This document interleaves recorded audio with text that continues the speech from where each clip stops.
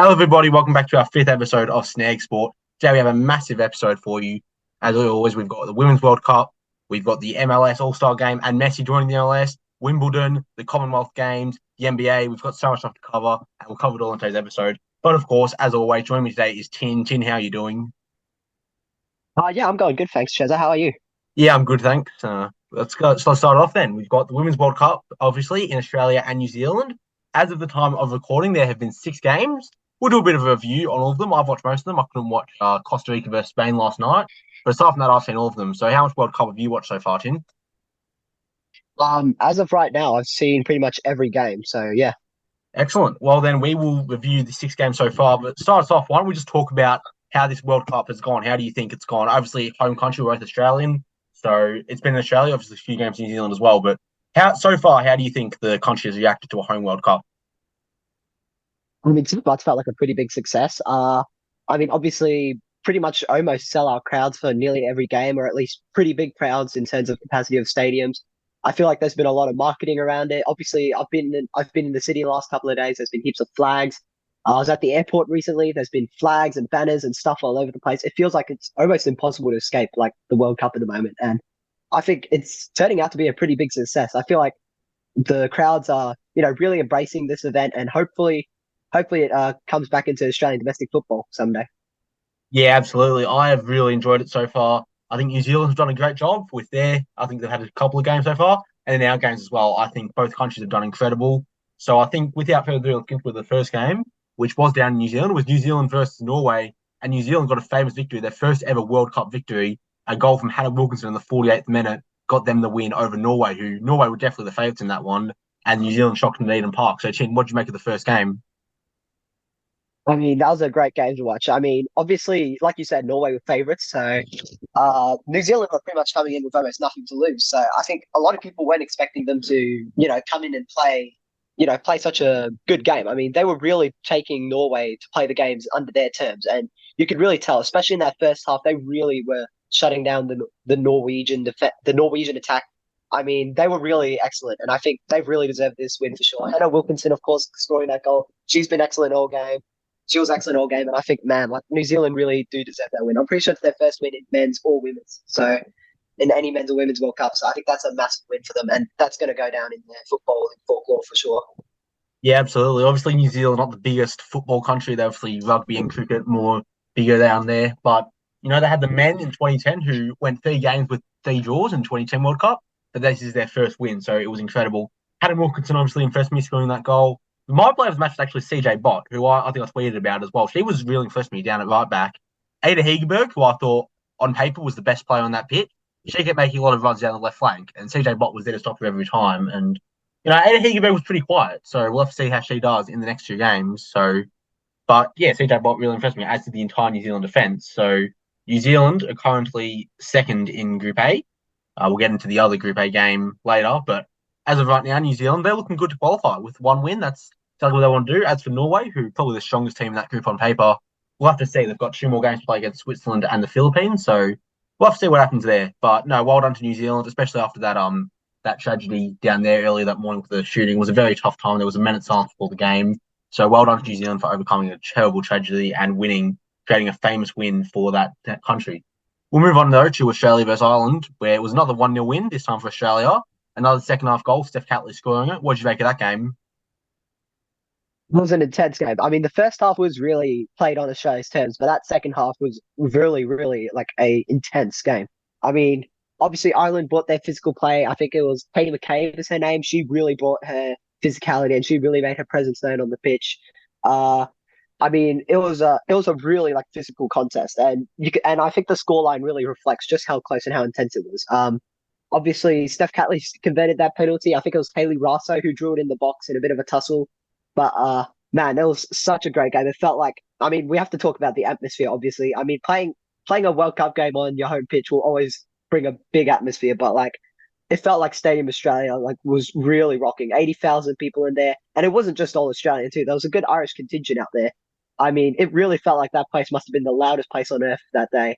And feels like the entire country was watching them. So I mean, it was such a great game, and I think it really felt like the entirety of the country was watching them. And I think Australia really did well to get the wins. Yeah, as you mentioned, the incredible atmosphere, incredible crowd. I believe every single stadium had a bottom sitting on it, so that was incredible to see an entire stadium full. And like you mentioned, there was a good Irish community there. There's obviously a pretty strong Irish population in Australia, so whether they travelled down from Ireland or whether they live in Australia, either way, it was a pretty good turnout for the Green. But no, Australia did win. Steph Catley with the penalty. I couldn't watch those last 10 minutes. That was pretty scary. Ireland did well that second half, try to get one back into it. But at the end of the day, it was an incredible Matilda's victory. So, yeah, I think now our chances of making it out should be pretty good. I think we've got Nigeria and Canada next to play, and we'll get into their game soon. But we are on top of Group B. So, what do you think our chances of making it out are now?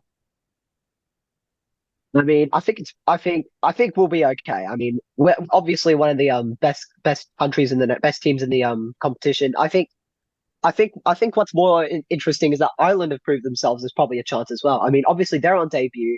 I think in both. I think this is their debut in both a men's or women's World Cup. I can't recall if they've made a men's World Cup before, but I think it's really. I think Ireland have really put their name on them. I mean, those last couple of minutes really showed just how good they were, and I think a lot of nations. I think a lot of nations have definitely been keeping an eye out on Ireland for sure because they really looked quite strong, and I think they were pretty unlucky to not equalise.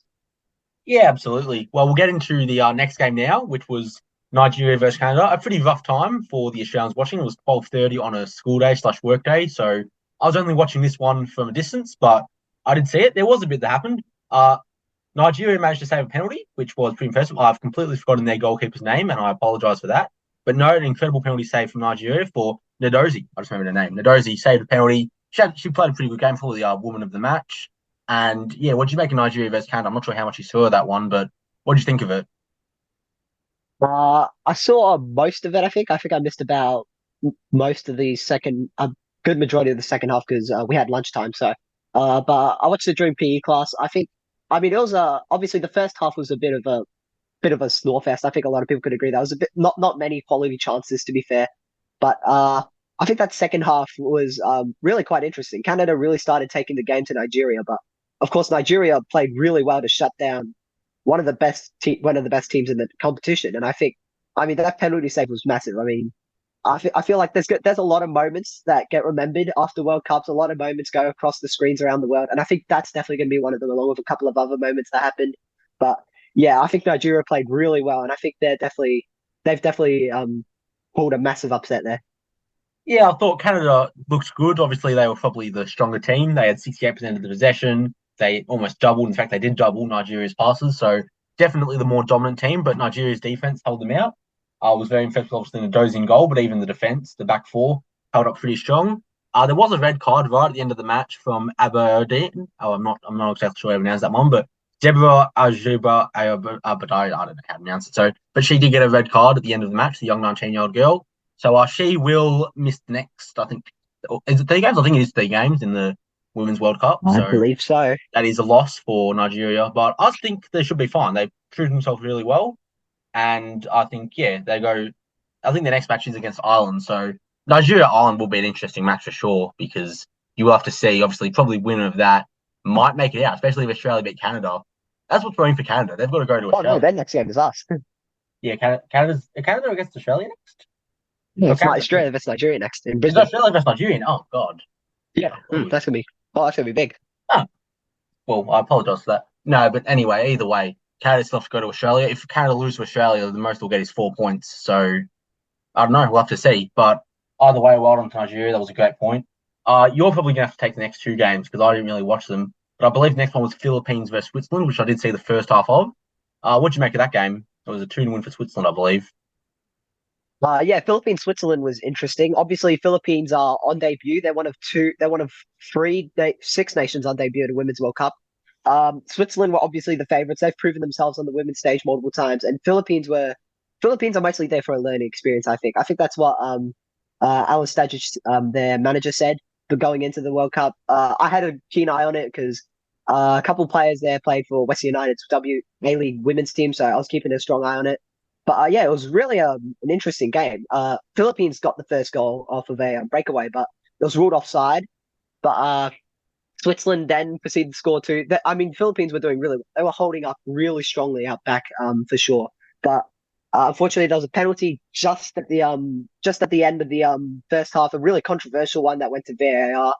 Uh, there's not that. I mean, some people believe that it's not a penalty because I believe the Swiss player was already going down as the penalty was called. But I think it was a penalty because I mean, the Philippines defender was trying to kick the ball away at her legs, pretty dangerously. So I believe that penalty was the right call, but there'll be a bit of controversy for a while. And then the second goal was a bit of a crazy one that happened. It was a bit like a ping pong sort of bouncy sort of thingy.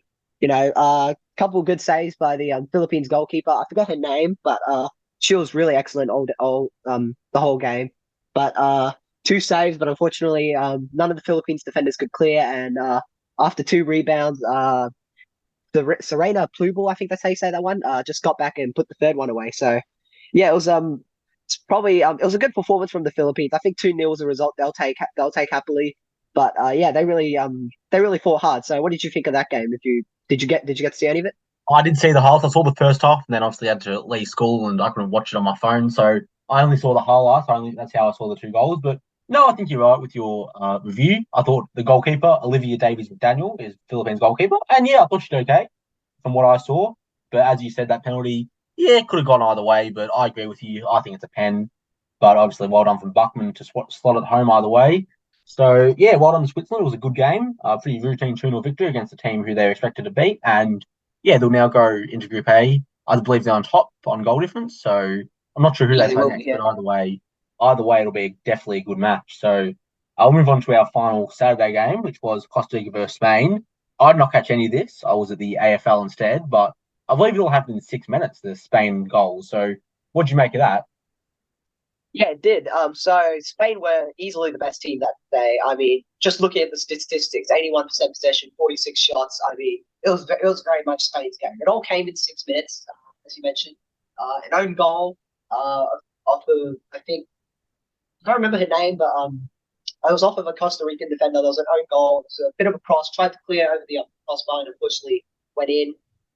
Then there was an excellent goal off of a volley, I believe, by Altana Bamati, and then Esther Gonzalez from a corner, I believe, or a cross, headed it in on the far post. And I mean, it was an excellent performance from Spain. Some people will say that it's more clinical in front of goal. I mean, they generated so much chances, but I think they did really well. There was a penalty, I believe, a few minutes after that third goal that was saved. So actually, that is an interesting point. A lot of penalties have been saved in this World Cup. Every game has had a penalty called so far, and only two have gone in: Steph Catley and it's not one that Bachman, might come to Switzerland. mind.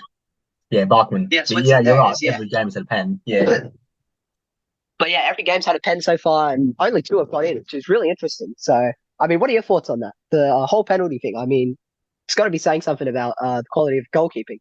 Yeah, definitely. I can't exactly speak on the Spain Costa Rica one because I will admit I have not seen it. But from what I know about the other ones, two were saved, and then I believe the New Zealand one hit the crossbar. But no, you're right. Goalkeepers have definitely, shown up in this tournament so far. So yeah, I believe I'm not sure if they've kicked in yet. There's obviously the new rules where goalkeepers can't move off their line. Oh, that was already rule, but they can't even like move along their line. They can't distract them. So we'll never see a Jersey Dudek or an Andrew Redmayne again, unfortunately, which I'm not sure if that's kicked in yet. But if it has, the goalkeepers in this tournament are proving that that doesn't matter at all.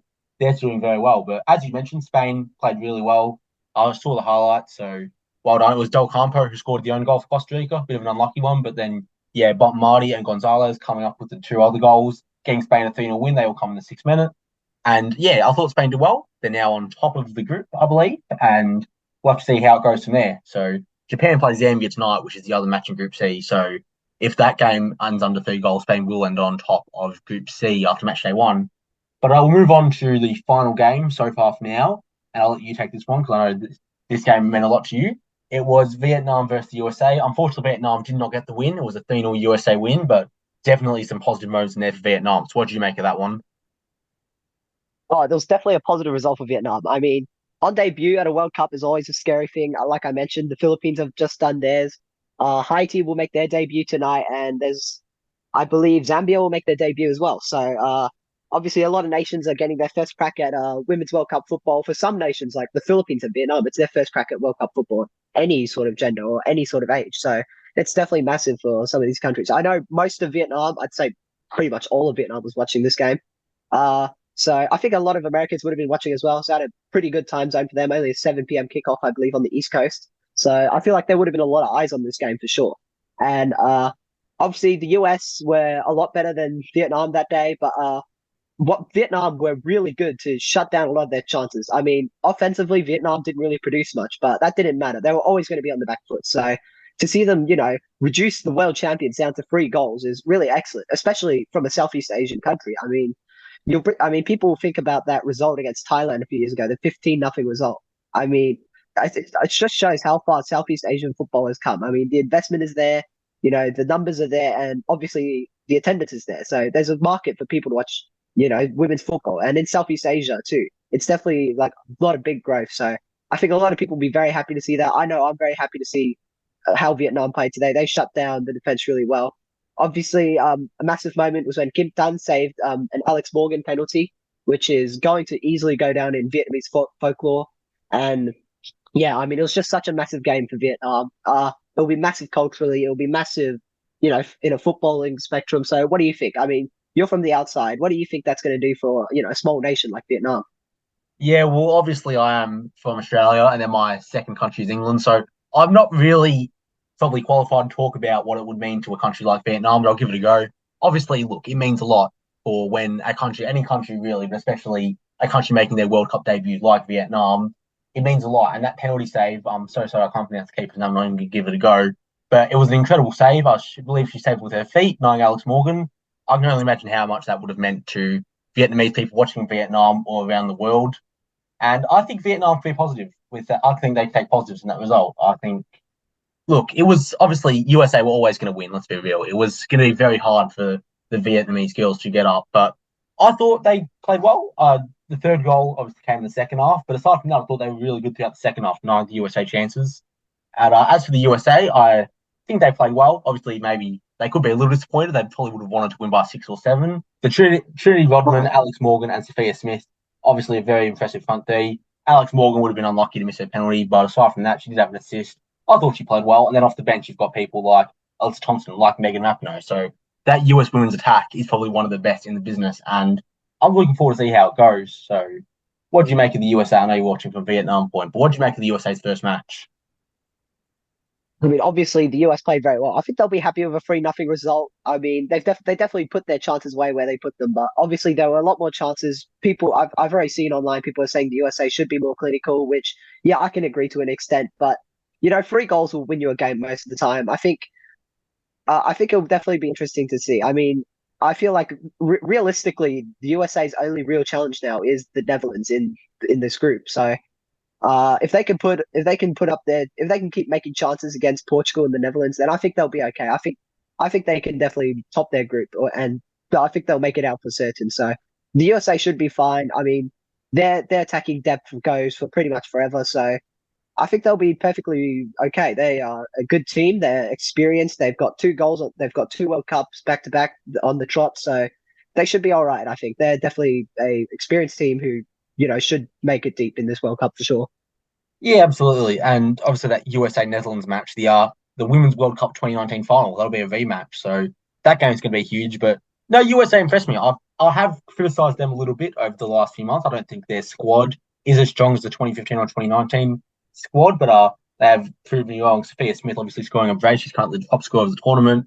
Trudy Rodman got injured early, which was a little disappointing, but she did come back on. So I think she should be fine for the next few games. And then like I mentioned, Rodman, Smith, Morgan, front three, it's pretty impressive. So well done to the USA, but obviously as well done to Vietnam. It was a very good game to watch for both teams. So that's all the Women's World Cup games we have watched so far at the time of recording. There are a few more tonight. I believe England play Haiti, Zambia play Japan. I think, is that all for the rest of the day? And then the big thing more tomorrow. Denmark plays China tonight, late in Perth. So Oh yeah, there is that one as well. Denmark, China. I won't watch the end of that. I'm out tonight, but I will watch the end of Denmark, China probably. So, and then tomorrow you got Sweden, South Africa, Netherlands, Portugal, and France, Jamaica. Monday you got Italy, Argentina, and then so on and so on. There's a lot of World Cup action to watch. So even if you're not a fan of women's football, I'd recommend tuning in because there are a lot of games happening very quickly, and I've enjoyed it so far. I really have enjoyed this tournament. So we'll have to see what happens from there. But that is going to end our Women's World Cup segment. We'll move on to the Australia Cup playoffs. Now you're a bit more of an Australia Cup expert than me, so why don't you take this one? So yeah, the Australia Cup playoffs were held this week actually, and on Monday and Tuesday to decide the final two spots, and we finally have our last results. I'm going to discuss the more boring of the two games first. The Macarthur Bulls beat Perth 4-0 in what was a bit of a throbbing from by Macarthur out up in Darwin. So Perth, to be honest, Perth should have been a lot better. They held a lot of the ball. They were making some good passes, but they just never really found any reasonable passes. And obviously MacArthur were making good chances from their slim picking of the ball, and they just really improved it in the end. And there'll be a lot of questions about Ollie Sal, the Perth Glory goalkeeper. I mean, he was questionable. A lot of really poor mistakes. He pretty much gave MacArthur two goals. It could have easily been 2-0, but unfortunately, a couple of mistakes from Ollie Sal pretty much meant that it was never meant to be for Perth. So I don't know if you got to see the game, but what did you think of it? It was on the same day as the Tottenham West Ham game, so I feel like a lot more eyes have been on that game. So Yeah, absolutely. So Perth Glory, MacArthur, as you mentioned, 4-0 win. I only saw the highlights, didn't get to see it live, but no, very impressive match from MacArthur. From what I saw, I was very impressed with Lachlan Rose up top for MacArthur. He scored probably man of the match. I thought he played very well. So yeah, shout out to MacArthur. They've obviously shown this might be their tournament. Like they haven't had a very good start in terms of the A League men's table. But when they go to the Australia Cup, they just might be a different team. And who knows, maybe they do go back to back. So they impressed me a lot. Perth Glory, as you mentioned, yeah, they'll be disappointed. Oliver Sal scoring an own goal, conceding four. He'll definitely be disappointed with his performance. But end of the day, yeah, I think they'll learn. They're an okay team, Perth. I think they're getting somewhere. They'll be disappointed, obviously, but they're definitely getting somewhere, and we'll have to see where they go from here. But either way, it was good, and the game's up in the Darwin, the pitch in Darwin impressed me as well. So I was a little critical of the matches happening up in Darwin, but I didn't mind that one. So yeah, but do you want to move on to the next game now? yeah, so the next game, which was actually the day before that game, so was Newcastle Jets and Melbourne Victory, and it was absolutely some game. I mean, it was pretty much the first game of the Australia Cup, and we have been treated to some real magic. So MacArthur scored, not MacArthur, sorry, Newcastle Jets, but Trent Bugaya scored for MacArthur to open the scoring 18 minutes in. And going into the second half, it was looking like Newcastle would hang on after Archie Goodwin scored a screamer 70 minutes in. And it was really looking like that Newcastle pretty much had it in the bag. But come stoppage time, and Victory scored two to get back into it. The Lupulai, I believe you say his name. The Lupulai scored one 2 minutes into stoppage time. And then William Wilson was awarded a penalty 7 minutes into stoppage time. And it ended up going all the way to penalties. And Newcastle just getting up 4-2 in penalties, which is a great result for them. I mean, it was really an excellent game. It was an awesome watch. I mean, before the second half, I was pretty much thinking that, the Victory were cooked. The Victory had pretty much looked horrid that entire first half. So what do you think? Did you get to see any of the game at all? Yeah, once again, only the highlights, but no, very impressed. I think games like that are why we love the Australian Cup, and I was happy with both teams. Newcastle Jets obviously started well, getting the two goals, but incredible comeback victory just to get the penalties in the first place. A great goal from the Liverpool line, another one from Wilson. They impressed me a lot. The shootout was good. Obviously, Wilson, after scoring in the get it to the penalties, he'll be disappointed with his miss. But no, aside from that, I was happy with Newcastle. I was happy with the game, and yeah, I enjoyed it. Yeah, it was definitely a massive result for them for sure. So Newcastle will play the Brisbane Roar on the 14th of August, which will be a massive game. Everyone loves to see that A-League clubs eliminated early, so to get two A-League clubs next to each other will be good. It'll also be a good preseason testing for both clubs. And Macarthur will play Campbelltown City, not Campbelltown, the one that they're based in New South Wales, but Campbelltown in South Australia. So just to clear that confusion, because I thought it was the same Campbelltown as well. Yeah, well, there will definitely be some good games. I'm looking forward to seeing some A-League teams drop early. I think that'll wrap up the Australian Cup playoffs. We'll move on to another thing that you're probably more qualified to talk about than me. We have an NPL All-Star State of Origin. So what do you make of that between Victoria and Queensland? So what can you tell us about this? So, NPL Victoria, so Football Victoria and Football Queensland have come together, and they are going to play a All-Star Game State of Origin friendly thing, which I can't really describe. It'll be on the 23rd of September. It'll be at the new home of the Matildas that just opened recently, and it's going to be a massive game. I mean, they're going to pull the best players from NPL Victoria, so there'll be stars like Krajewski, stars like Xander Guy, and Joe Guest, stars that have really lit it up in NPL Victoria, and then players from NPL Queensland. I can't name any because I don't watch the Queensland League, unfortunately, but yeah, it's going to be a massive thing. I think it'll be good for the growth of the NPL. I mean, what are your thoughts on it? I mean, these exhibition games always tend to be good for leagues, especially for a league that doesn't get as much publicity as the Premier League, as the NPLs. So, what do you think? I'm looking forward to it. I'll probably watch it. So I'm starting to get into the NPL. I have not watched. This is probably my first year of watching. I've kind of followed the Victorian title race because I know Tim's a massive Avondale fan. He's kind of got me into it. But no, I'm looking forward to it. I don't know many players, but as you mentioned, this should be huge to help us grow the league and help grow the second tier.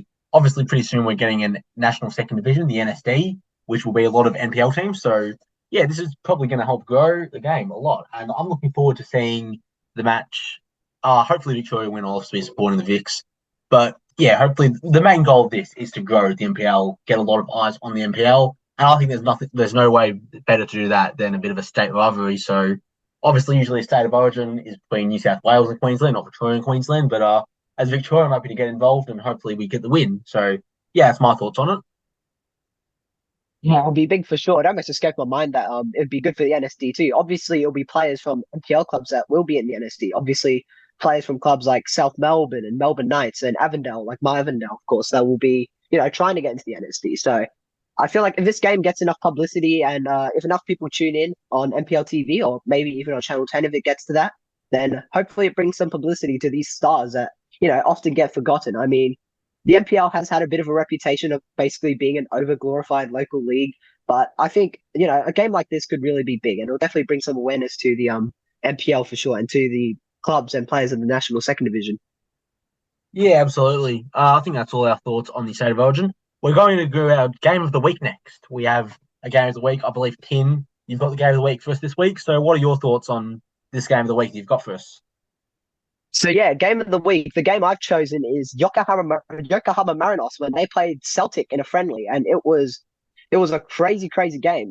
Marinos and Celtic is a friendly that it's not the sort of thing that you'd imagine to be particularly close, but what we got was a close game with 10 goals. So it was really crazy. So Marinos ended up beating Celtic 6-4 in a packed Nissan Stadium. Obviously, it was going to be big. Daisen Maeda and a lot of other stars from Celtic, Japanese stars, making their homecoming back to Japan, back to Yokohama Marinos, and it was going to be massive. So Marinos opened the scoring. Lopez scored 5 minutes in. Then Daisen Maeda scored in the 6th minute. Mizunuma, 23rd minute, and then Maeda in the 21st and the 42nd minute. Maeda got a first half hat trick, which is almost unheard of in football, which is crazy. So going into halftime, it was 3-2 to Celtic, which is, it's pretty crazy. That's a lot of goals for one half.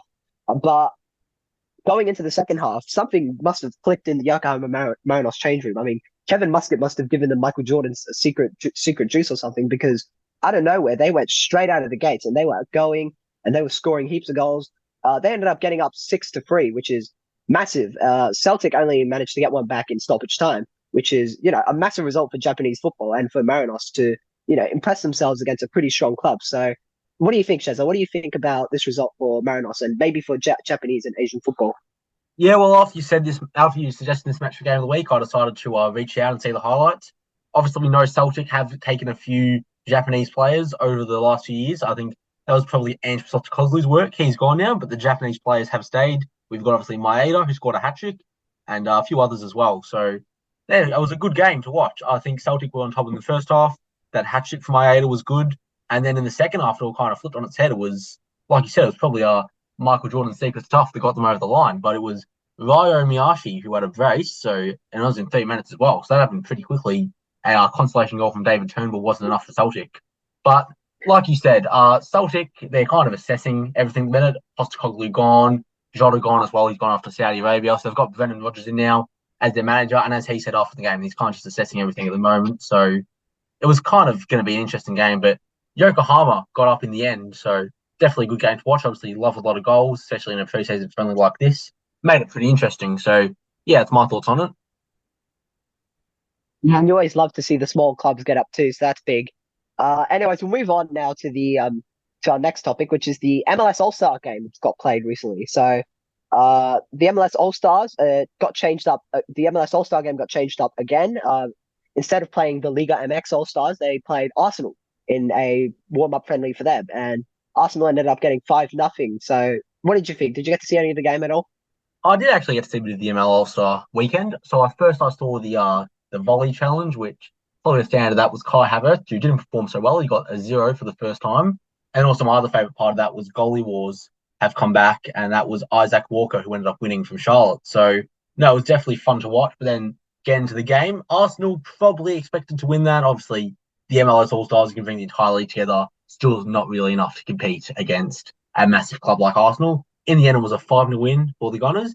Jesus scored the first, Trossard scored, and it was 2-0 at half time. Then Jorginho scored a penalty early in the second half, and Martinelli and Havertz both scored late on in the second half to get Arsenal a 5-0 win. So, yeah, impressive stuff from Arsenal. I thought they did well. They impressed me a lot. I think they've got a few signings. So, Declan Rice, he did not play in this one, or did he come off the bench? He might have come off the bench. He did come off the bench, though. He didn't start, though. And then other signings like, Balogun, who's come back on loan. He might leave for Inter, but as of now, he did play. He did come on. They've got Jori and Timber also in there. So some new startings, some new faces for Arsenal in a season as they try to come back after that devastating end of the last season. But no, I thought Arsenal impressed me. As the MLS All Stars, I mean, it's an All Star team, it doesn't really matter. Some notable names, they had Ricky Puig in the midfield, Benteke up front. They had Berkey in goal, who's just signed for, I believe, St. Louis, who's the newest expansion team in the MLS.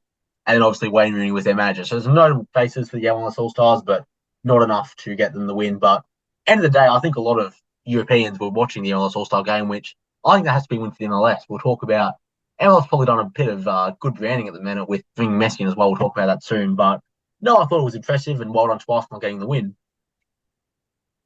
Yeah, for sure. It was a good performance from Arsenal. I didn't get to see it actually. I saw the Jesus goal and then my Apple TV exploded, so unfortunately I pretty much tried to mess with my Apple TV all Thursday, which is not how you want to watch an All-Star game, but we move on. But yeah, it was definitely a good performance from Arsenal from what I saw in the highlights. They definitely looked really good, and yeah, I think they've definitely got a lot to take away from it. Some good performances from their players, and yeah, I think it's what they were looking for at this stage of preseason. Yeah, absolutely. Well, we'll move on now to our final football segment of the episode. We've got staying in the MLS. We've got Lionel Messi has made his Inter Miami debut. It's been a hectic week. First off, he got introduced on Sunday, I believe, and that was impressive, cool to see. David Beckham claimed that half the world, about 3.5 billion people watching it. I'm not sure if I believe that, but either way, we'll move on now to his debut. He played Cruz Azul, or Inter Miami played Cruz Azul, a Mexican side today in the Leagues Cup, and it was a 2-1 win for Miami.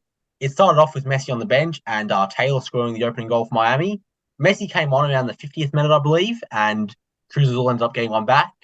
And then Messi, he looks okay. Sergio Busquets also made his Inter Miami debut as well. Let's not forget that. And Busquets looked all right. He played a few good passes. Messi, I mean, they just couldn't touch him. He was running riot. He did have an assist to Martinez, but it was all out for offside. But then in the 94th minute, I mean, draw the script, free kick, foul, into Miami taking a free kick about maybe 25 yards out. Perfect for a left footer. Lionel Messi steps up, he absolutely buries it. Into Miami win the game. So obviously a good result for Miami. I'm not exactly sure where they're sitting on their Leagues Cup table. I'll find it out soon. But either way, no, impressive. And what do you make not only of the game, not only of Messi, but of what Lionel Messi could bring to the MLS? I mean, yeah, obviously it was a good performance for Inter Miami, but Messi could be massive. I mean, they played this at Inter Miami's ground. Obviously, the League's Cup is something that unites the Northern Continent, so the North American continent. It's definitely a good thing that happens. But I think Messi is going to bring a lot of awareness to an often neglected a national confederation. I mean, Liga MX and MLS usually aren't as big as they are outside of their countries, and sometimes like the MLS, they get joked about. They're like runts of the league. So it definitely brings some positive awareness to MLS for sure. The same way that Ronaldo and all those stars going to the Saudi Pro League will over there in Asia. But yeah, I think it's going to be a massive thing for sure. I mean, the crowd was really good. They were really into it. Obviously, a sea of pink and a bit of blue and white in there as well for Argentina. I think that's going to be massive for MLS. It's going to be massive for their awareness, and it'll definitely be a really positive thing for American football in the end. Yeah, and I think what's so crazy about this is that Americans, like my timeline of people who I usually follow to follow American sports like NBA and NFL, they were tweeting about an Inter Miami game, which cannot be underestimated how huge that is. LeBron James was at the game, Serena Williams was at the game, Kim Kardashian was at the game, so a lot of celebrities out there in Fort Lauderdale in a 21,000 seater stadium to watch Cruz Azul versus Inter Miami. I bet you never thought I'd hear. I never thought I'd say that sentence, but that was a good game. And into Miami, they're not done yet. They could sign Iniesta. I think he's about signed. Jordi Alba's about signed. Then maybe even Luis Suarez could join. So we'll have to see who else they get. Maybe even Neymar, who that might be a bit ambitious. But if Neymar does go, then man, that'd be crazy. So well done to Inter Miami, and I think well done to the MLS just for getting Messi over. They were competing with Barcelona, his boyhood club. They were competing with Saudi Arabia, who have the most money in the world out of anyone. So I honestly didn't think Messi would end up here, but I'm glad he's happy. I'm glad he scored today, and I'm happy for the MLS and Inter Miami. So well done to all of them. It was a great game, and well done to Inter Miami for winning today. Okay, moving on to our next topic. We're done with our football segment. We're going to move on to some other sports. And we're going to start off with the Ashes. So, as we know, both the men and women Australian teams are out playing against the England team right now. We've got some good news in the women's and some not so good news in the men's. We'll start with the women's. They have retained their title. So, I'm not exactly sure how that went. Because I haven't seen much of it. I'm not sure how much you've seen of the women's, but what can you tell us about that? I've seen a bit of it.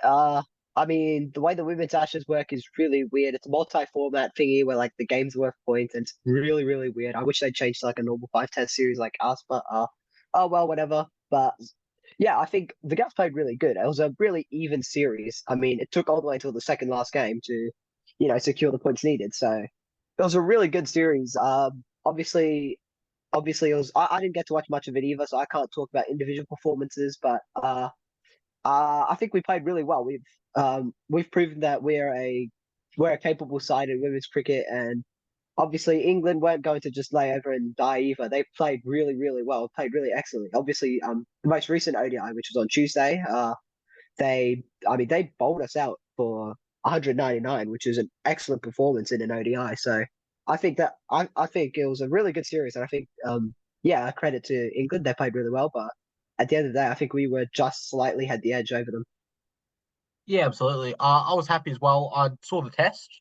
I haven't seen much of the one days or the T20s. I will admit that, but no, I'm happy with obviously how our girls did. I did see one thing, Alana King. I thought apparently she played pretty well, so she's a good spinner. Shout out to her. But no, obviously well done to all the girls, and well done to retaining the Ashes. Ashes.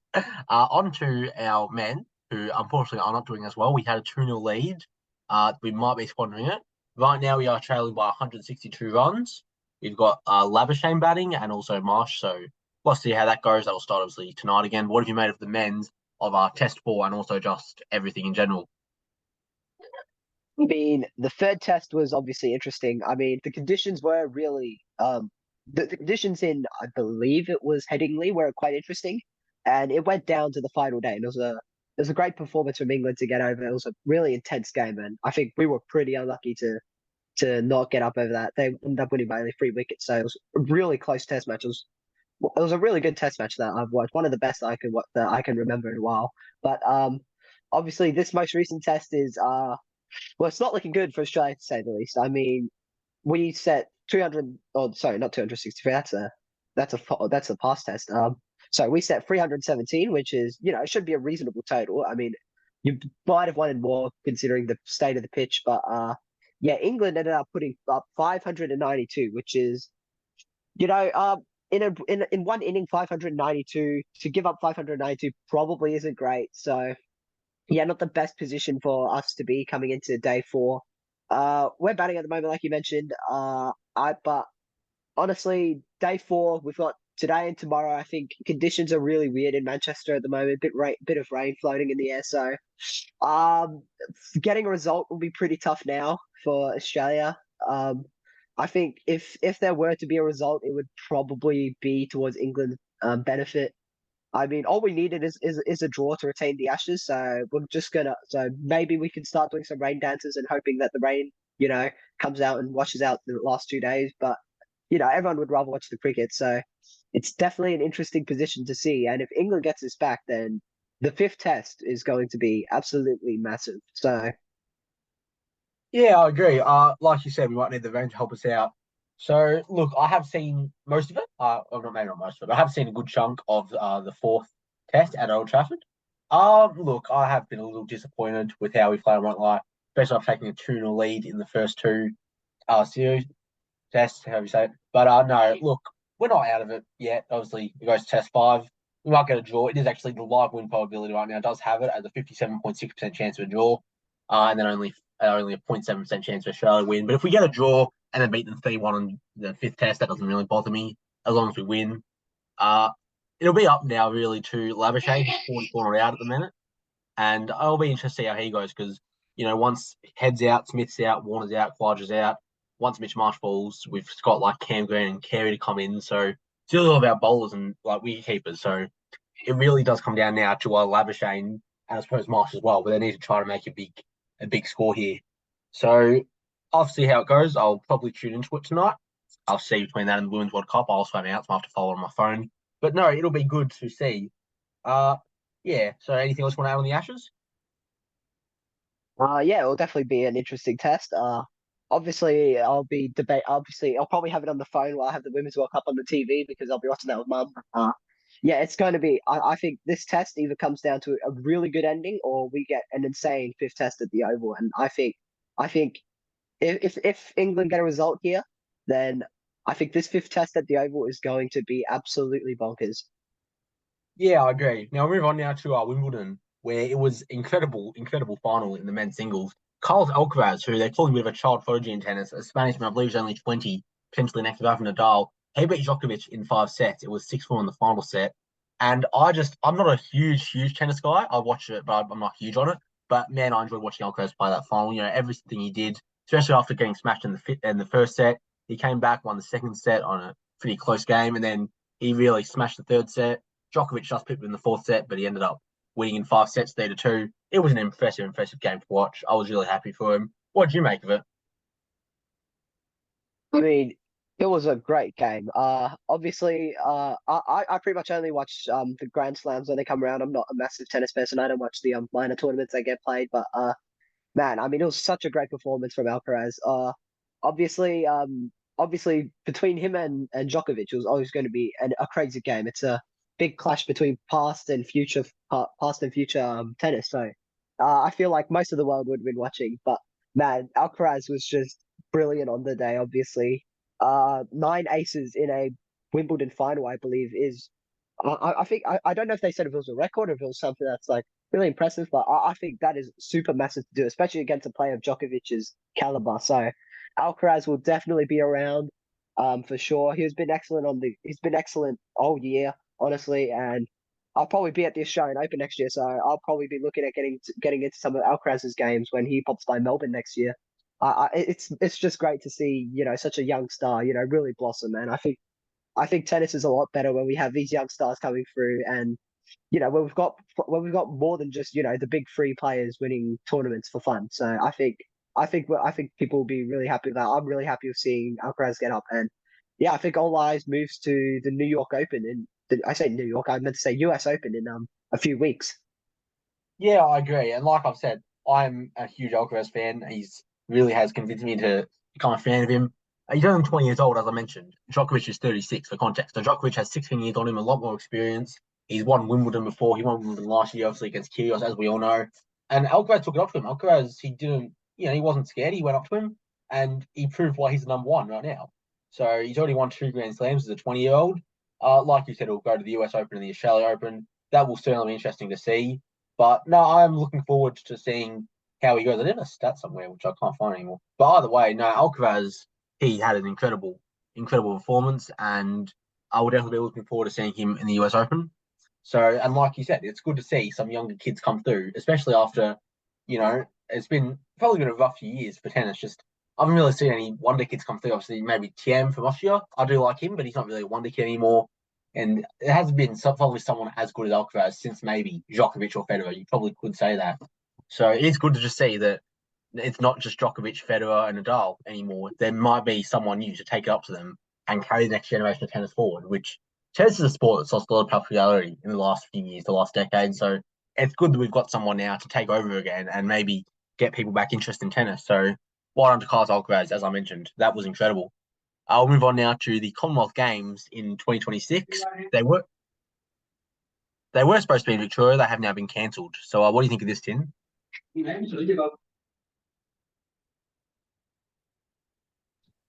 All right. Yeah, okay. All good? I'm all good. Dave was just walking in. Okay. Yeah, all good. Um, I mean, it's a tough decision.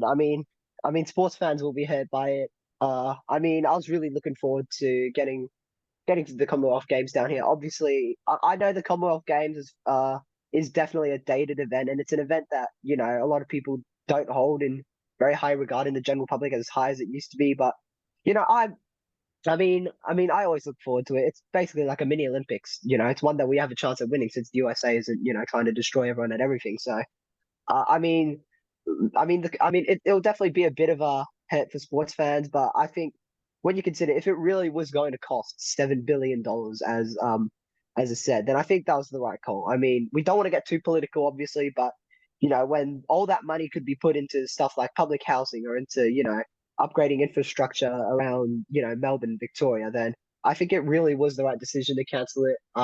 It's tough. I would have loved to have get a road trip down to Ballarat to watch some football, or head down to GMHBA Stadium and watch some of the cricket. But if it was going to jeopardize the future of the state, then I think it was the right call. Yeah, I agree. Look, I would have loved to watch the Commonwealth Games, especially in more regional areas. But Dan Andrews did come out and say 6 billion he's going to spend over a 12-day tournament. Now that is a lot of money. I can see why. Yeah, maybe we will have second thoughts about that. What I do ask is, yeah, a tournament in Victoria would have been cool, but if it was going to cost so much, why couldn't we have just done it in the city where we've already got so many incredible stadiums? But no, I'm disappointed. It will be interesting to see where it goes now. I believe Queensland have come out and said that they won't be doing it, so whether it stays in Australia or goes somewhere else, I've got no idea. But no, either way, we'll have to see where this goes from here. But yeah, I'm disappointed. So not much else you can add on that, really. We might as well just move on to our next thing. So you're an F1 fan, so you might want to take this next one. We've got Daniel Ricciardo is back in F1. So what can you tell us about this? In pretty much a massive bombshell announcement. It was announced that Nick De Vries of AlphaTauri would be replaced by Daniel Ricciardo for this weekend, the Hungary Grand Prix. And it's a massive thing. I mean, Red Bull in the past have been the sort of controversial team to swap drivers around mid-season, but most people felt like it was sort of a long time coming. Nick De Vries hasn't really performed in his seat, and Ricardo is now back. Obviously, we had first and second practice sessions last night, but obviously those results are a little skewed. It was rainy, so it was very interrupted. Ricardo came 14th in the second practice session and came 14th in the first practice session as well. So it was always a little it was always going to be a little weird because it was rainy around Hungary. We'll talk about what effect that could be. I mean, we now have two drivers of Australian origin on the grid in Formula One. Obviously, Formula One as a sport has had massive exponential growth in recent years, and it's the sort of sport that's only going to keep on growing. I mean, the Australian Grand Prix and other Grand Prix just sell out pretty much year after year. Tickets. I mean, finding tickets for the Grand Prix are almost impossible. So, what do you think? Is that a positive thing for Australian motorsport in general, or? Yeah, it should be. I'm really excited to see Daniel Ricciardo back on the track. He's probably my favourite F1 racer now for a while. Obviously, he's Australian. I like him. Look, it did kind of shock me when I found out he was back in F1. I didn't expect it. I thought maybe it might take a bit longer to get back in if it does happen. But no, he's back now. So, like you said, the weather was a bit weird in Hungary. So, I can't really tell what happened. Because yeah, Ricardo finished 14th, but Verstappen finished 11th. So, like, how can we tell where anyone is? Hopefully, the weather is better for the actual races. But no, I'm excited to see Ricardo back on F1. I'll probably choose for a bit. I'm not a huge F1 fan, but like you mentioned, it should be a good race. And yeah, I'm excited to see him back. Yeah, it's definitely big for sure, and it'll definitely be good for Australian motorsport to have two drivers competing on the grid. But we'll move on to a bit of baseball news now. So the Los Angeles Angels, after this has been a thing that's been speculated for a long time. Obviously, Shohei Ohtani, their big star pitcher, and actually two-way player, I should say, is he's due to become a free agent in the next upcoming off season, and the Angels have finally decided that they're going to start hearing offers for Shohei Ohtani. So obviously, you've said before that you're a Angels fan. So what do you think? What do you think that is? How do you think that's going to change the Angels and potentially MLB if he gets a big money move? Look, I am as an Angels fan, I am have to say I'm disappointed with how our season has gone, how our last few seasons have gone. Obviously, we've got Atani as well, as you mentioned, but even like Mike Trout, sure he's not as good as he used to be, but he was on our team for ages. So see him, as Atani, that see that team not where it was, where it should be, is very disappointing.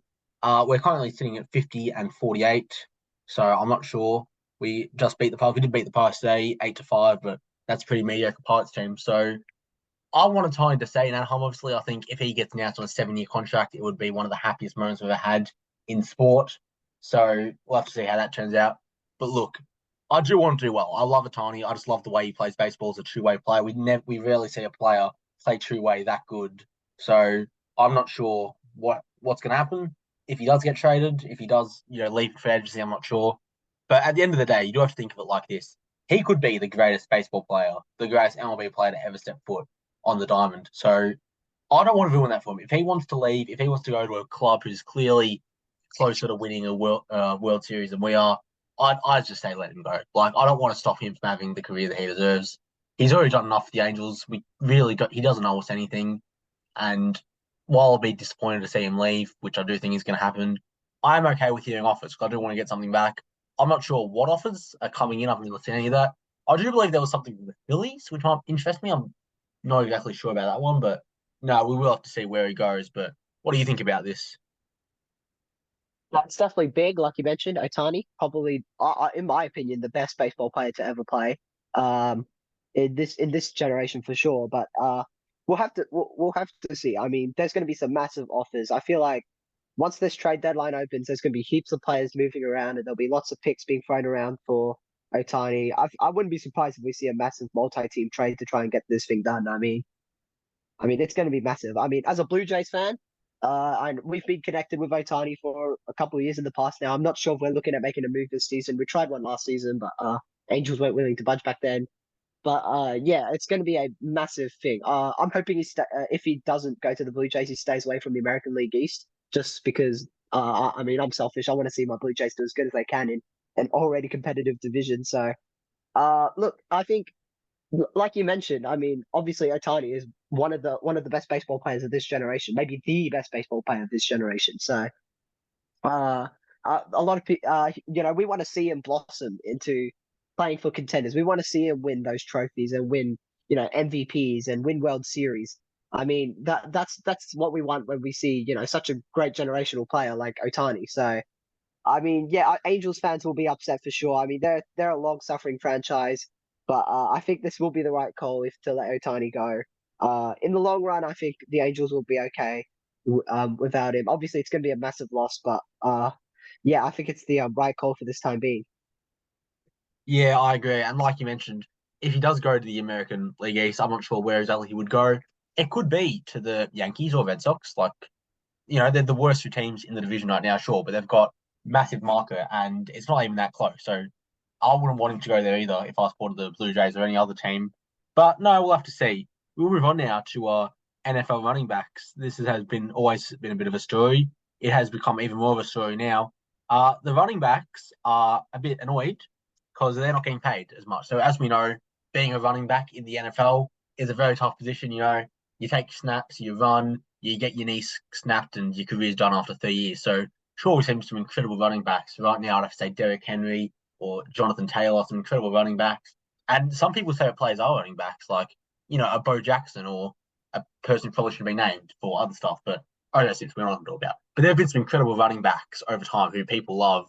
But at this point, it just seems like the running backs aren't getting paid and they're at risk. So, as Derrick Henry said, at this point, just take the running back position out of the game. But what do you think about all of this?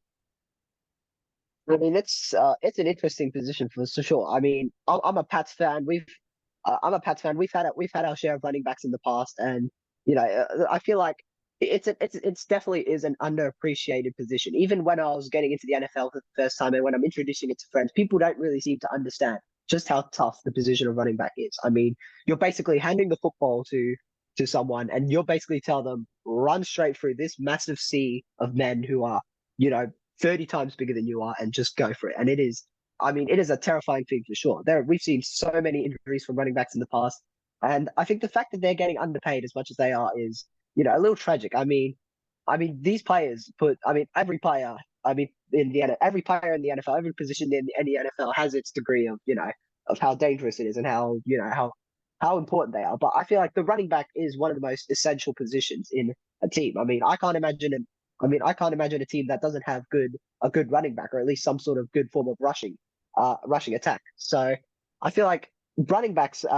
do really deserve to, get their bag and get paid. It's a position that is heavily undervalued in the NFL these days. Obviously, 200 years ago, back when gridiron was first starting out, of course, the running back was much more valuable back when the balls are being tossed in the air too much. As the game is starting to move back towards that ground ball game and that pushing game, I think that running back should really start to, really get appreciated and really get the money that they deserve, considering they are basically putting their bodies at risk every week. Yeah, I agree. So we're into now with a bit of the reaction. So there has been a group chat of some of the best running backs in the league, and they have said that the plan is to protest and stand up on social media, which some of them have done. From what I've heard, some people in that group chat include Saquon Barkley, Derrick Henley, Christian McCaffrey, Najee Harris, Dalvin Cook, Austin Eckler, Le'Veon Bell, J.K. Dobbins, and Leonard Fournette, who I've just said some incredible names there. So definitely some players who not happy. I believe Derrick Henry has talked out, Najee has talked out, McCaffrey as well, I believe. So definitely a few of them have decided to stick with this plan and speak out. So we'll have to see. But I did see another interesting stat the other day that kickers, on average, kickers get paid more in the league than running back. And obviously, this is a bit misleading. There are a lot more running backs than kickers in the league. But either way, you do feel that kickers and should not be getting paid more than running backs at all. It's a very underrated position. Obviously, sure, for running back, does the ACL. We've seen, I think my favorite example, or not favorite example, but probably the best example of one of my former favorite players was Todd Gurley. He was an incredible player in his prime. He got injured, and then no one even wants to touch him nowadays. It was only a few years ago, maybe 2018, he was in the prime of his career. And now, like I said, no one wants to touch him. So sure, running backs can get injured. You don't want to give them long-term contracts, but either way, even if they only get like 3-year contracts at a time, I definitely think they should be paid more. They definitely need to be utilized more. And hopefully this does get resolved because I don't want to see the running back position get kicked out. I want to see players like Derrick Henry and like Najee Harris continue go all the way and have some incredible seasons. I don't want to see, running backs just die out like other positions have in the past. So I am a little disappointed. Hopefully this does get resolved quickly and we get some closure on what's been happening. But either way, we'll move on now to our second last story. This is over to the NBA. They're doing with an in-season tournament. So this will be like the FA Cup or like the Carabao Cup. 6 groups of 5. There's 6 groups of 5. I'm not sure exactly how those groups will work, but what do you think of this? It's a bit of a weird situation that we never thought NBA would do something like this. But what have you made of all of this in-season tournament talk? I mean, it's interesting. I mean, I'm not the biggest NBA fan, so I've definitely looked at it with a bit more curiosity than I think most NBA fans would. But it's something that's really interested in me. I mean, obviously, we're football fans. We know what it's like for, to have our clubs playing in the FA Cup or the Carabao Cup, or, you're lucky enough to get the Champions League on weekdays. So it's something that, as football fans, we're used to. But the thing about the NBA that really interests me is that the NBA isn't a league that, has its weekend games and then has the weekdays of training. The NBA plays almost, the NBA teams play almost a game every 2 days. I know they've gone out and said that it's going to be a part of the regular season, but I mean the extra workload will definitely be interesting. I mean there'll be teams that might take it more seriously than others, so it'll be interesting to see if like which teams take it seriously, which teams don't. It'll be a lot like the English football system, Obviously, some bigger clubs like, don't really take the FA Cup or the League Cup very seriously, so it'll be definitely interesting to see and watch. One thing that really I'm really quite curious about is, what are the NBA getting from this? I mean, I don't really see where the extra money comes from. I mean, obviously they can sell tickets the to the final in Vegas, but I'm not really sure if there's some sort of financial gain for this. I mean, like it's it's a really interesting move. I don't know how much it'll be really be embraced by the NBA or if this is just a one season thingy. But yeah, I'd definitely be interested. Yeah, I agree. So, for what I know, not only is sure NBA might not make money from it, but there's also a $500,000 cash prize for each player. So that might get players motivated to compete. Obviously, I'm sure to players like LeBron and Steph and Giannis, $500,000 is nothing, but still, maybe for some of the like lower players, they might be inclined to take that because the minimum contract's only about 1 mil. So that is good money for a minimum contract player. But either way, like you mentioned, the semifinals and finals in Vegas. And then throughout then, I believe there would be home and away games for the group stage. Yeah, so the starts on November 3rd, which is only a few days after the NBA season starts, and then the finals are early December. So that's a lot of stuff. That's a lot of games, especially early in the season. Like you said, not all the big teams take tournaments like this seriously in our football. That's why I saw Sheffield United make the semi-final last year in the FA Cup, which they're a championship team. That shouldn't have happened, but it did. So I'm still not exactly sure if this will work. I doubt Adam Silver's put this out as a 1 year thing. I'm sure he'd like this to go for as long as it would. I don't think he wants it to be a 1 year failure, but I also believe that if it doesn't work out, he'll do it. I think Adam Silver's that type of guy who moves on from stuff pretty quickly. He's shown that in the past. But either way, I have got the groups up now. It is split by our conferences, so all teams in West, all teams in East. Yeah, so I won't read it all out now, but there are some pretty good groups. I believe the Bucks and Heat are in the same group, Boston and Brooklyn in the same group, well as Toronto, Memphis, Phoenix, and the Lakers in Group A. So yeah, it's definitely there's some good games. It'll be good basketball to watch, but whether the stars even want to play, Actually, it's can I whether add it's something? like a what? Actually, can I add something? It's really Yeah, go weird for it. that the groups are a bit weird.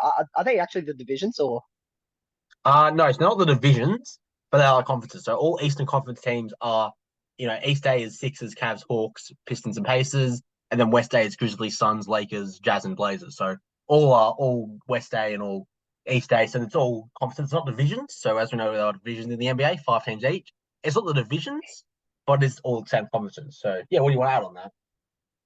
I mean, that's really weird because I thought they'd go divisions. I mean, if I was the NBA, I would have gone with divisions. I mean, I feel like most fans don't really give much thought to the divisions, other than the fact that that's how they other than that's how they get the fixtures on how many times they play certain teams. But I mean, that's really interesting. I mean, I felt like if they'd gone with the divisions, it could have brought a little more relevance to, a thing that often gets forgotten in terms of NBA fixturing and NBA standings. But yeah, that is quite interesting actually from the NBA. Yeah, it is. And also, it would have kept travel down. Like, I'm looking at the groups right now, the Lakers are going to have to fly out to Memphis. Like, I'm seeing the Kings are going to have to go up to Minnesota. I'm seeing, like, the Cavs and the Sixers are going to have to go down to Atlanta. Even, like, Miami going to have to go up to New York. It's, like, the other side of the country. So, if, like, sure, Miami play Orlando and then, like, the Sixers play the Celtics and the Nets, that would have minimized travel and maybe made the games a bit more competitive because players weren't coming off, like, 4 hour plane flights. So, yeah, that is a bit interesting. And as I was saying, maybe your LeBron James and your Steph Curry and your James Hardens aren't going to want to play in this tournament because that's a lot of travel. So yeah, I'm not sure. It'll definitely be interesting to see, but either way, I'll definitely tune in for the grand final and semi-finals, if not more games, just because it's a new thing and I want to see how it works. So as a hardcore basketball fan, I'll definitely be interested in it, and yeah, I'll be excited to see how it goes. But I will admit, I'm not the biggest fan of it so far. So we've got one more story to talk about. It's an AFL story. As we know, the draft is coming up, and it is looking like West Coast are going to get the first pick. They've had a pretty rough season with injuries. They've fallen off pretty massively since their 2018 grand final win. As we know, Harley Reid is going to be pick one, or probably should be pick one, but he has told West Coast that he's not going to leave Melbourne. He wants to stay in Victoria. He's not going to play for the Eagles. So what do you make of this, Tim? I mean, it's definitely interesting for sure. I'm pretty sure we've discussed this a little bit. I think it highlights the difference between the AFL and other sports of a similar like league type to the AFL franchise sports like the NFL and the NBA. But it's really interesting because obviously when you watch American sports, most people don't even get to touch the teams anymore. They get to touch the players because players get moved around that much and that quickly, and some players don't even know that they're getting moved around. They often just find out on Twitter or something that they've just been moved to Brooklyn or whatever. But it's really interesting because not often do you have players that refuse to sign for teams because they're too far away in the US, or you don't often have players in the US say, "Oh, I don't want to go to this team. I want to stay back at home in Cleveland, or I want to stay back home in Detroit or whatever." It's definitely a really interesting thing for sure. I think it highlights one of the massive cultural differences between the AFL and the US for sure. But yeah, it's definitely an interesting position. And I mean, the last time I can remember a player not wanting to sign for a team that drafted him. It happened in the NHL. I don't remember his name, but there was a player that didn't want to sign with the Quebec Nordiques back in the day. Um, but yeah, it's a really interesting thing that happens culturally. That I think it really shows like the cultural differences between Australia and the AFL and the United States and their sports. Yeah, exactly. And I'm not sure about who the NHL player is, but I can tell you that Eli Manning was a player in the NFL. He didn't want to play for the team that drafted him. The San Diego Chargers took him with pick one, and he told San Diego he wasn't going to shop. He wanted to go to somewhere else. They traded him to the Giants, and he ended up staying with the Giants 15 years, won two Super Bowls. So that is something that happens occasionally in America, but happens a lot more in Australia, as you mentioned. We saw this like last year with Jason Horne-Francis. Obviously, he did go to North Melbourne. It was a little different. He didn't tell North Melbourne he wasn't going to go. He did at least give it a chance, but he went to North Melbourne one season, didn't like it, and yeah, North cut their losses, traded him back to South Australia, moved on from him. Going further back, happened with Tom Boyd as well. He's a Victorian man. He got drafted number one to GWS. Didn't like GWS, went back to Victoria after a season. So this does happen a lot in the AFL, and even not with just rookies, even like Mason Redmond right now, he might leave Essendon and go back to South Australia. Isaac Rankin went back to South Australia. A lot of players seem to go back to interstate or back to Victoria, wherever they're from. So you're right, it's a massive cultural thing, which does happen a lot. It affects a lot of teams, which it comes to the point where do you even want to draft? Like, if you're the Eagles, would you even draft Harley Reid after he's told you outright he doesn't want to come play for West Coast? So I'm not sure. It's going to be interesting after that. I'm not sure who else is in that draft. I haven't really seen the draft yet, but whether, West Coast trade the pick, whether they just take someone else with pick one, I'm not sure. It'll be interesting. But no, what else do you think? I'm not sure if I have anything to add. Do you have anything else to add about this? I mean, yeah, it'll definitely be crazy for sure. I found the NHL incident. It was Eric Lindros in 1991. Obviously, the Nordiques didn't end up selecting him, but for an entire year, he ended up just holding out and not signing any contracts. What ended up happening in the end was that the Nordiques did trade him in 1992 before the draft. They traded him to the Philadelphia Flyers, and then, yeah, he ended up becoming a Flyers legend. So it checked out for Philly. And obviously, Quebec ended up going broke and moving to Colorado. So yeah, I mean, obviously that's a very extreme incident that happened there over in Canada, but it's definitely really interesting. I mean, like you mentioned, there's a lot of possibilities of what could happen. I mean, obviously they could choose to pick him and then trade him off for a bunch of assets for next year's draft, or maybe they just look elsewhere, or maybe they even trade the first pick. It's something that's been discussed in the media recently. I don't think they will, but it's a possibility. So it'll be really interesting to see what moves they make in over the off season years comes by. If Harley Reid isn't going to play for them. Yeah, I agree. And Harley Reid looks like an incredible talent. It is interesting to see because, look, we've had a rough few years, obviously, with the pandemic. A lot of people did just stay at home. So I can see why, Harley Reid probably missed out on a lot of school camp stuff. I can see why he doesn't want to leave, why he would feel more comfortable playing in Victoria, especially have seen in the past with like Jason Horne-Francis, with Tom Boyd in the AFL, and with other players leaving in free agency to return home. So I can see why West Coast wouldn't take him, but I can also see why Harley Reid would want to stay in Victoria. So I don't think anyone's really to blame here. It's just two different sides. We'll have to see what happens, whether he does end up in West Coast or not. But if he doesn't, then he probably will end up in North Melbourne, which, just as bad, but also still in Victoria. So, yeah, that's my take on it. So that is probably going to end our fifth episode. That was a good episode. We talked about a lot of stuff. So thanks for tuning in, and we will see you guys next time. Bye.